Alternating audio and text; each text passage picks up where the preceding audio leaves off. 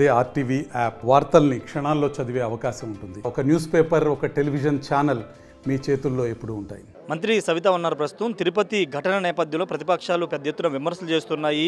TTD chairman రాజీనామా చేయాలంటూ demand చేస్తున్న నేపథ్యంలో మంత్రి సవిత ఉన్నారు. ఏం చెప్తారు మేడం? నిన్న జరిగిన ఘటన అంత దురదృష్టకరం, 6 మంది చనిపోయారు. ఈ ఘటన మీద వైసీపీ పెద్ద ఎత్తున విమర్శలు చేస్తుంది.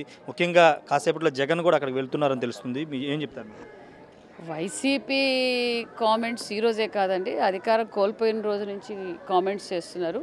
మరి ప్రభుత్వం మారిన తర్వాత తిరుపతిలో ఏ విధంగా అభివృద్ధి చేశామో భక్తాదులకు, ప్రజలకు, భారతదేశానికి అందరికీ తెలుసు. ఇది జరగరాని ఘట్టమే, జరగకుండా తగు చర్యలు కూడా ముఖ్యమంత్రి గారు నైట్ నుంచి కూడా పరిశీలిస్తున్నారు. జగన్మోహన్ రెడ్డి గారు ఈరోజు అక్కడికి వెళ్ళి ఆయన ఓదారిస్తే ఓదార్చారు, కానీ మరి గత 5 ఏళ్లుగా ఎన్ని జరిగినాయి? మరి ఏ రోజు జగన్మోహన్ రెడ్డి గారు ఈ 6 నెలల్లో జగన్మోహన్ రెడ్డి గారు ప్రజల్లోకి వెళ్ళి మాట్లాడుతున్నారే తప్ప మరి 5 సంవత్సరాలు ఆయన గాల్లోనే తిరిగారు, భూమి మీద తిరగల.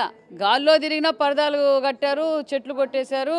మరి అప్పుడు 5 ఏళ్ళు ఆయన ముఖ్యమంత్రిగా ఉన్నప్పుడు ప్రజలు కనిపించలా. ఇది జరగకూడనిదే జరిగింది. దానికి ఏం కథ అనేది కూడా ముఖ్యమంత్రి గారు, నారా లోకేష్ గారు, డిప్యూటీ సీఎం గారు అందరూ పరిశీలిస్తున్నారు. మరి ఇన్ఛార్జ్ మంత్రి అనగాని సత్యప్రసాద్ గారు, మరి అదేవిధంగా అనిత గారు అందరూ వెళ్ళారు. అక్కడ జరగకుండా జరిగింది. మరి జరగకుండా తగు జాగ్రత్తలు తీసుకుంటున్నామండి. అంటే ప్రభుత్వ వైఫల్యం కారణంగా, అంటే 13 లక్షల టోకెన్స్ జారీ చేసినప్పుడు ఆ స్థాయిలో కౌంటర్స్ పెట్టలేదు, అందుకే ఇలాంటి ఘటన జరిగిందని ప్రధానంగా. అలా ఏం లేదు సార్, తగిన కౌంటర్లు కూడా పెట్టారు. ప్రభుత్వం నిర్లక్ష్యం ఏం కాదు. మన వరదలు వచ్చినప్పుడు సాక్షాత్తు ముఖ్యమంత్రి గారే 10 రోజులు కలెక్టరేట్లో ఉండే విజయవాడని ఏ విధంగా కాపాడారో మీరు అందరికీ తెలుసు. మరి వాళ్ళు మాట్లాడడం ఏంటండి? ముఖ్యమంత్రి గారికి తెలుసు ఎలా చేయాలి, ఏం చేయాలని. ప్రభుత్వం తగు చర్యలు తీసుకుంటా ఉంది మేడం. అంటే కుట్రకోణం కూడా ఉందని ఒక ప్రచారం నడుస్తుంది. కొంతమంది ఆ గుంపుని చెదరు చేసే విధంగా కొంతమంది కేకలు వేశారు. ఆ టైంలో ఏదో కాన్స్పిరసీ జరిగింది అనేది కొంత. సార్ ఇంకా అది డిస్కషన్ జరుగుతుంది, మాకు కూడా ఇంకా క్లారిటీ రాలేదు. క్లారిటీ వచ్చిన తర్వాత చెప్తాం.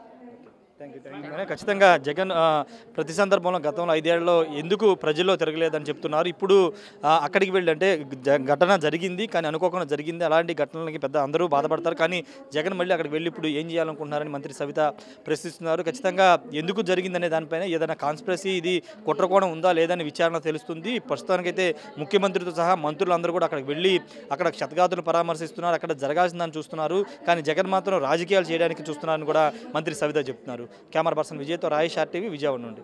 మరిన్ని వీడియోస్ కోసం ఛానల్ ని సబ్స్క్రైబ్ చేయండి. లేటెస్ట్ అప్డేట్స్ కోసం వాట్సాప్ ఛానల్ ని ఫాలో అవ్వండి. అండ్ లింక్ డిస్క్రిప్షన్ లో ఉంది.